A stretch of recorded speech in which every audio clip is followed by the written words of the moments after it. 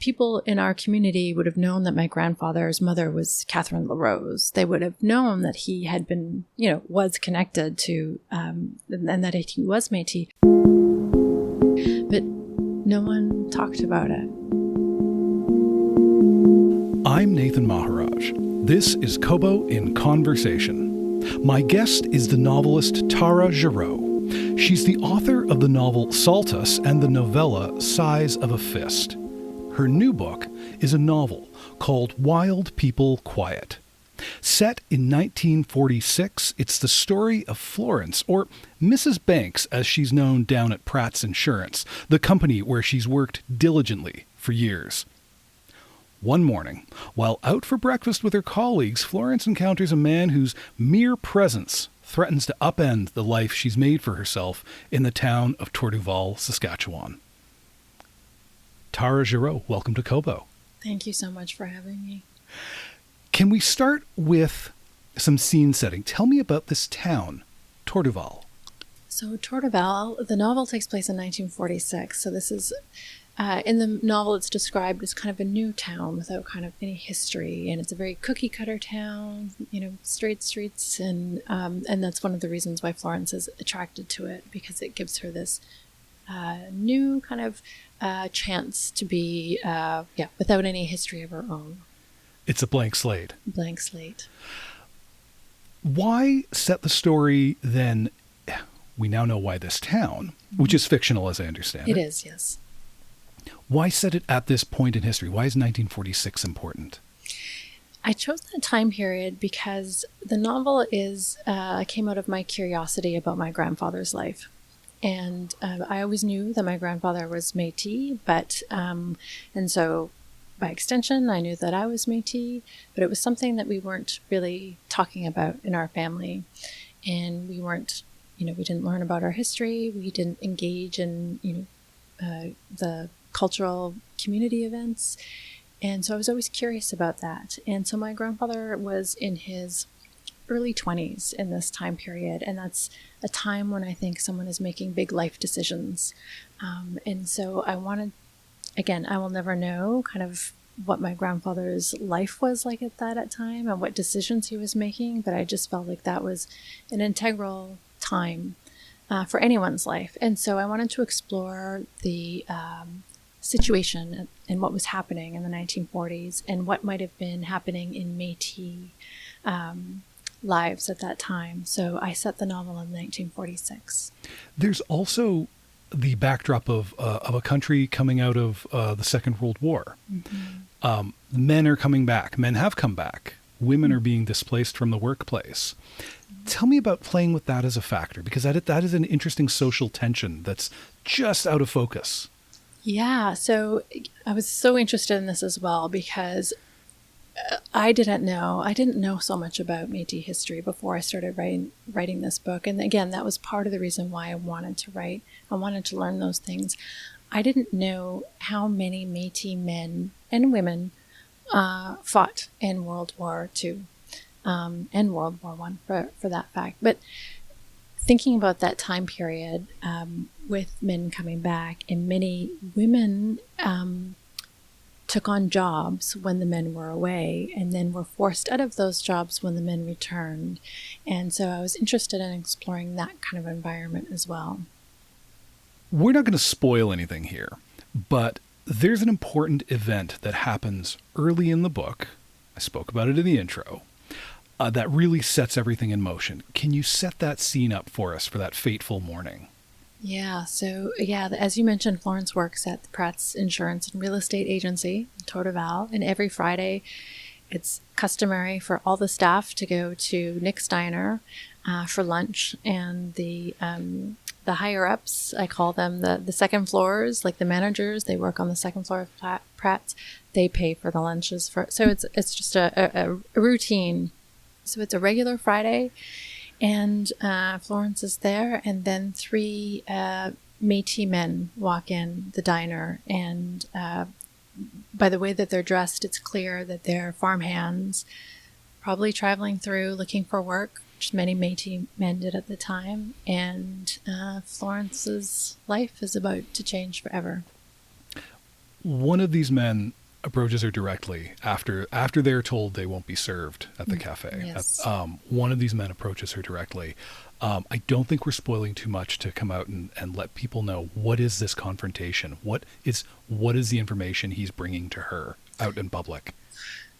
So Florence has been hiding her Métis identity this whole time she's been living in the town. And so when one of them from her past recognizes her and approaches her, she denies that she knows him.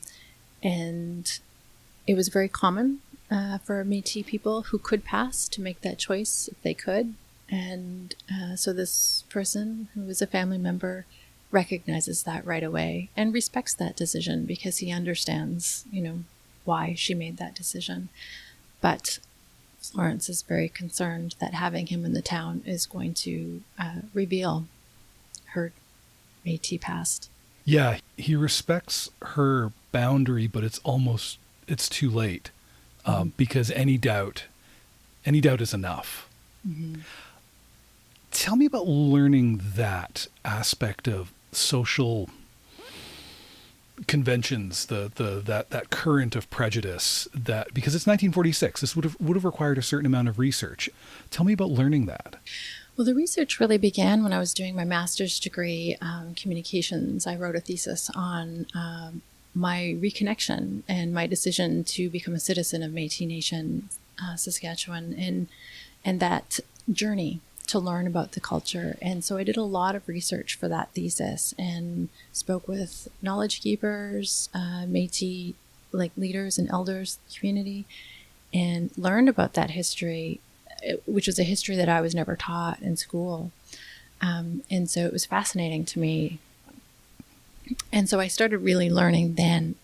And the idea for the novel started to germinate over the years. And then I dove back in to uncover more research and learn more about the 1940s through that whole process. The research was something I did throughout the whole writing of the novel. I did it not at the first, start, but then all throughout the writing. So as you were writing the book, you were still kind of doing these parallel things. I've spoken to a lot of writers. Nobody's described that process before. That actually sounds both exhilarating and terrifying, because you might uncover something that you decide you'd rather, it's like building a building and deciding, no, I'd actually like to put a different supporting wall in the middle of the structure that's now 3 stories high. That's an interesting way of thinking about it. For me, I felt like I could research to the end, the rest of my life I could spend researching. It's a great way to procrastinate. Yeah. And so some of the best advice that I had from other writers, particularly those who have written historical fiction, was write the book. Just write the book and then figure out what research you need to do, because the research can lead you off in new directions, but it's the character's story that's most important. So I continued to write the story, and then I would learn what I needed to learn more about, if that makes sense. Yeah. Were there any surprises in the course of the research that made you rethink the early part of the book? There were a couple. So there was 2 key things that really stood out for me when I think about the research, and one was that the information that I had uncovered, and again, some of this came from when I was doing research on my master's thesis, but about the Tommy Douglas era. Mm-hmm. He's the father of healthcare, and he's done some amazing things for this country. But then when I look at Métis history, there's a different side to that. Mm-hmm. And so it was his government that was responsible for a lot of clearing of Métis from their communities and where they were living. So that was really interesting to me. The other piece that I'm never going to forget is that when I was researching Métis soldiers in World War II, I was reading a book published by Gabriel Dumont Institute, and I found a picture of my great-uncles, who were my grandfather's uncles, and their father, and because they were soldiers. And so there was a picture of them in a town hall in Tantallon, Saskatchewan, dressed in their uniforms, and it was mind-blowing. Was it immediately apparent that they were your relatives, or did you have to do some research to put that photo into context? No, I knew who they were. I knew their names because we descend from the LaRose family, and Joseph LaRose. And so I knew some of his sons. And of course, his daughter was my great-grandmother. So I knew some of their names. And then, of course, I recognized their faces. Yeah. Speaking of faces, speaking of presentation, bringing this back to character, when we meet Florence at the very beginning of the book, I believe she's bleaching her hair. She's undergoing this routine she has. She's got it down to a science, though. We're inside her head. Tell me about dropping readers into this moment with her as we to meet her in this particular context. Yeah, dyeing her hair is really important to Florence. It's like you said, she lives a very rigid, very strict life. She feels she has to, because she has to keep things contained and controlled. And so dyeing her hair is a way for her to pass more easily. Mm-hmm. And so every Saturday night, every second Saturday night, she bleaches her hair, which she's been doing for decades and decades. And so I really wanted the reader to see how kind of regimented, I think that's the right word, her life is. And, as she's dyeing her hair, she's planning her, steps for the next weekend. She's going to do this. She's going to do that. She's very, what's the word? Military-like in how she organizes her life. Yeah.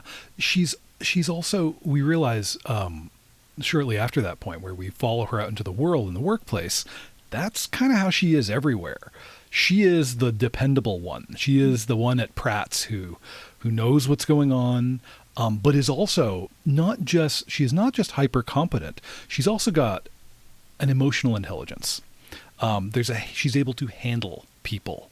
She's this, she is kind of the maestro of the office. I did notice, though, she's also got this respect for boundaries. There's a line at some point where she says, she's explicitly noting something is not my business, and she just sets it out of reach. And it occurred to me there's a virtue in that, for sure, respecting boundaries and letting people be. But also, for Florence, she needs the world to respect boundaries. Like, it's a little bit of projection for her. If I behave in this way, by God, I hope the rest of the world will follow suit. Tell me about writing this character, Florence, who is so tight, who is so buttoned up. Is this a vehicle to tell a story, to explore these tensions? Is there a more personal connection to this, oh God, this anxious hypercompetence? I mean, it comes from the decisions that she's made, right? She's made some very significant life-altering decisions to live a very specific life. And she knows that she could lose that if certain things come to light. So she keeps everyone at bay. And yes, she expects people to do the same for her. And that's how she treats them.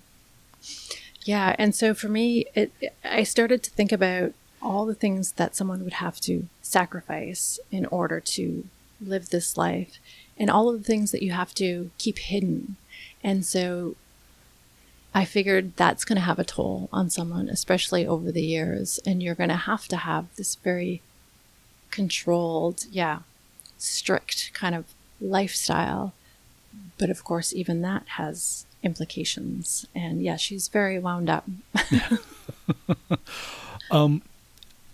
Tell me about the decision to write this story along its two tracks, because we have the series of events that spin out of that lunchtime encounter. And yes, in the intro, I said it was breakfast. I like to eat all day long. That's going to be my defense. I didn't even notice. It's the diner. It's the diner that got me. We have the events that spin out from there. And at the same time, we also have flashbacks to 1910. And then a sequence of events going from there as we go through Florence's childhood into her early adulthood. The question, I guess, for the reader then is, how did the two Florences come to, like, where was the cutover point? Where did young Florence choose the path of present Florence? So that was a decision that came after. And in fact, I had written a few drafts. Initially, it was all going to take place in 1946. And I had always imagined that once this person from her past returns, that it's going to bring up memories are going to surface. And so I had some of these kind of fleeting memories start unsettling her after that encounter. But then it also became clear that those memories needed more time on the page. And we needed to see how those decisions from her past are impacting what's happening in 1946. So then I started to write out those memories in full chapters just to help lay that groundwork. In one of those flashbacks, we learn through the narration that the store that Florence's family shops at, the one that will serve them, I say shops at, they don't actually get to choose. It's rumored to be owned and operated by a person descended from Métis heritage. But that's not something someone can go and ask. It is understood. You don't go and ask somebody something like that. What struck me about that observation by Florence, she's the one who observes it, you can't ask something like that, is she's revealing that passing is happening all the time. That if you don't ask, you won't know, and you could be surrounded by people with ethnicities and heritage you're completely unaware of. Did you grow up with that sense? I imagine you did with your own heritage, that there would have been some sense of your identity is spoken into existence and can also be unspoken out of existence? That's a really interesting question. Yeah, 'cause like I said, we always were told that we were Métis, but again, when I was growing up, I didn't really know what that meant. I just knew that it was something that we weren't really talking about. But I also knew, like now as an adult, I would know that people in our community would have known that my grandfather's mother was Catherine LaRose. They would have known that he had been, was connected to, and that he was Métis, but no one talked about it. So that's definitely reflected in the novel because, yeah, it's a situation that maybe still be occurring today. Yeah. If we can spend a little more time on how you were raised with your understanding of your Métis identity. You knew it was, but it wasn't really spoken of. That's such a hard thing to grasp. Do you remember learning of like, was there a point where it was news to you, or was it something you always were aware of? That's the thing. I don't remember a specific moment. I do remember, just always kind of knowing it. And my brother and I used to talk about it. But we never identified that way outside of our home. And in fact, I remember doing, school assignments about where you came from, and it was, my father was Irish. His grandparents both immigrated from Ireland. So, I would fill it out, Irish, and then French, because my grandfather's father was French, and that's how we have our last name, Gereaux. So it was French and Irish, and no one addressed. And so it just sat there, and I didn't know how to process it. Yeah. You didn't have a sense that it was like a top shelf thing, like you shouldn't go touch it? I did feel that way. Yeah. That was my experience. Yeah, that we should not talk about it. And I don't know if that was the experience for everyone in my family, but not everyone in my family has also kind of reconnected to the culture or become Métis Nation citizens. So, yeah. Yeah.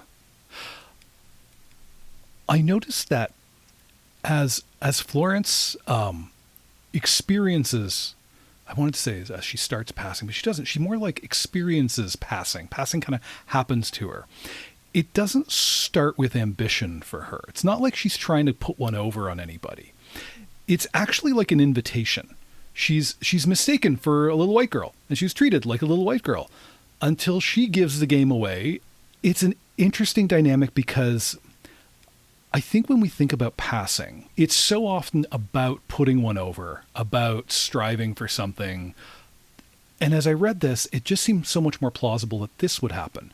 And it really is that. It's not that you're reaching for something so often. It's just that the world says, okay, you can come in and you alone know what you are in that room. I wonder, as you wrote Florence, is that sense of sort of that childlike confusion at the world disordering and reordering around her, is that something you were mindful of bringing in there? I was very intentional about having it happen without her being intentional about it at first, because she doesn't know, because she's grown up with her family. And yes, of course, she's heard of people passing, but it's never even occurred to her. And it's not until she's treated otherwise. I was very intentional about exploring that moment. And then, of course, it opens up this world to her. And then other desires and ambitions come into play for her. I wondered, were you ever concerned that a reader would draw a line and not sympathize with her, would say, that's too far, Florence? She makes some very difficult decisions that hurt people and people that mean a lot to her.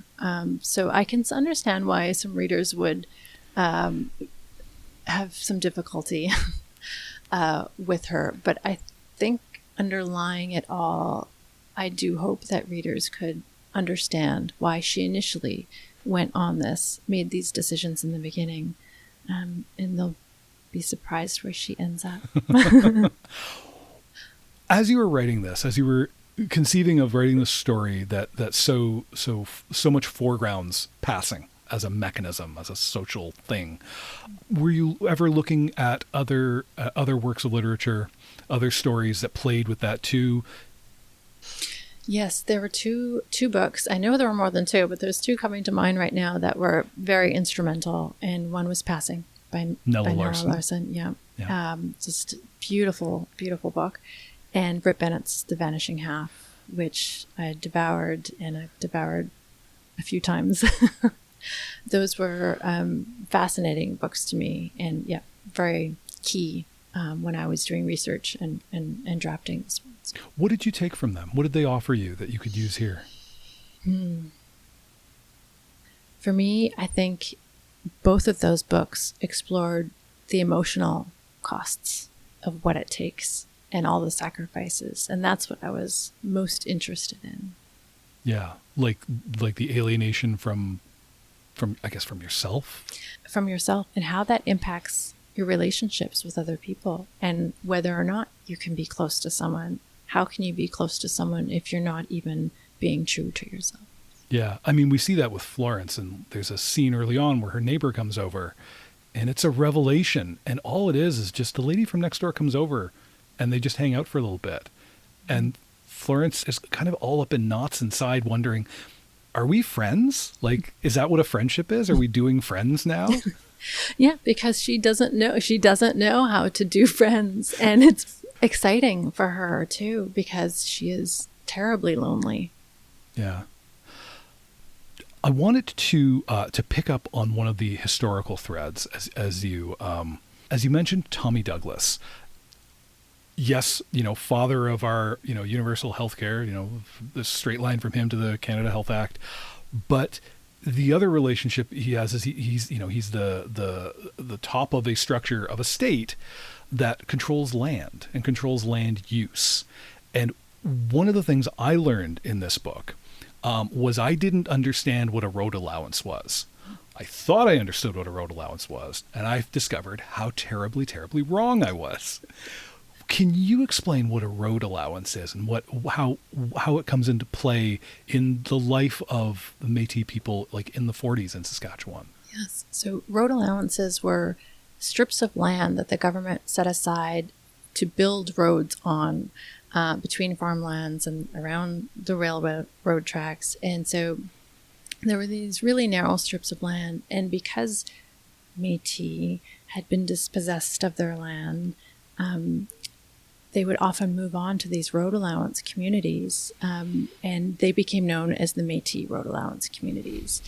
And then during the 1940s, in the Tommy Douglas era, there was this Farm Rehabilitation Act that came into play that allowed government to remove Métis from the road allowance communities because they were going to kind of use that area for cattle grazing or what have you. So that act was very instrumental in displacing Métis communities again from lands. I imagine they also might have decided that they were planning on building roads where maybe they weren't so much planning on building roads, but just wanted the people there to go elsewhere. Sometimes that was the case, but it would be a reason to clear those lands and remove those, communities. Often they were called squatting communities, to remove them from the white communities, nearby communities. Yeah. Yeah. This book, as it races towards the end, again, we're not spoiling anything. I think we've been really good. I think we have been like Olympic slalom racers here, just ducking around critical plot points and information. There's an increasing pace towards the end. I discovered that I was even like looking at my fitness tracker to see when I was falling asleep. I was like, oh, I started staying up later those last couple nights because it was like, oh, I could do one more chapter. I can do 2 more chapters. There's a sense of the world closing in towards the end. The pace is quickening. The stakes are raising. What I wanted to ask is just kind of a question of craft. Like, are you secretly a thriller fan? Is there like okay. Tell me about thrillers. I love a well-plotted story. I love a character-driven story, but plot is so integral. I mean, character is plot. Yeah. Characters making choices, action. Yeah. So I do love a thriller. Are there literary type thrillers in mind? Are there books you think of that are like, that really did something with voice, that really did something with place? I learned something, and man, those pages flew.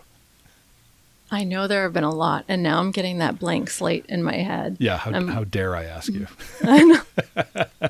I need to keep a list on my phone so that I don't forget. I did read Yellowface just recently. Now that's a fast pace. It is. Yeah. Lots of things happening. Yeah. Yeah. And highly literary. Lots going on with voice. Yeah. The craft of beating is central to this book. Anybody who's seen the cover will be clued in on that as well. But it comes up a bunch of times. It's central to the structure. Tell me about beating. What is the significance of it? Why did it have to be so structural to this book? Beating is hugely important craft in Métis culture. Métis were known as the flower beadwork people by other Indigenous nations, and it's a shared practice in the culture. It was used to pass down stories and teachings and cultural knowledge. It was a way to keep the culture alive, and so it was important to me to have Florence be a beater. And I was also interested in exploring that because so much of Métis history that is common knowledge is about the male figures, Louis Riel, Cuthbert Grant, Gabriel Dumont, and our women don't get a lot of playtime. And they were so incredibly important to the culture and to, making sure that it was passed down. And so it was very important to me that Florence was a beadworker and a masterful beadworker. Also because I wish I could be a beadworker, but I'm not. So I had to write about one. And she, learns to bead from her aunt, and she takes to it like nothing else. But it is something that she leaves behind when she decides to live as a white woman. So, but it's also how she finds her way back. Yeah, it's also you structure the book around it too. There's sections to the book. Can you speak to those sections? Where are those? Do those come out of the tradition and craft? Yeah, so traditional Métis beadwork has 4 elements to it. It's about the full life cycle of a plant or flower. So it includes the stems, the leaves, the buds, and the flower itself, and they're beaded in a very particular order. And so the structure of the novel is around those 4 elements and the way that they would be beaded. Are you the type of writer who, once you've got a structure, you're like giddy and you can't wait to work into it, or do you then wind up suffering under the torture of your own making? I always knew that Florence was going to be a beadwork artist. I didn't know that it was going to be so integral to her story when I first started it. And when I realized that it was becoming so much a part of her and her journey, it just one day it was like, well, the structure has to be around beadwork. And then things did fall into place a bit more, and it gave me a framework, and it was easier to work within that framework once I had it. But that came after. Is that typical for you? As like, did it surprise you as a writer to find yourself accelerated, relieved by the imposition of this Yes. structure? Yeah, I do like structure. I am the person who I am a plotter, and so I like to always have an outline or an idea of a structure, which does change all the way through. You revise it as you go, but once I had that structure, I knew that was it. yeah. Throughout this book, there are characters who speak in the Michif language. From context, an Anglophone like me, I can figure out what's going on, but it was just context. It was just silly me just trying to find my way through, because you leave that job to the reader. We're going to just have to figure out what they're saying. Tell me about making that choice.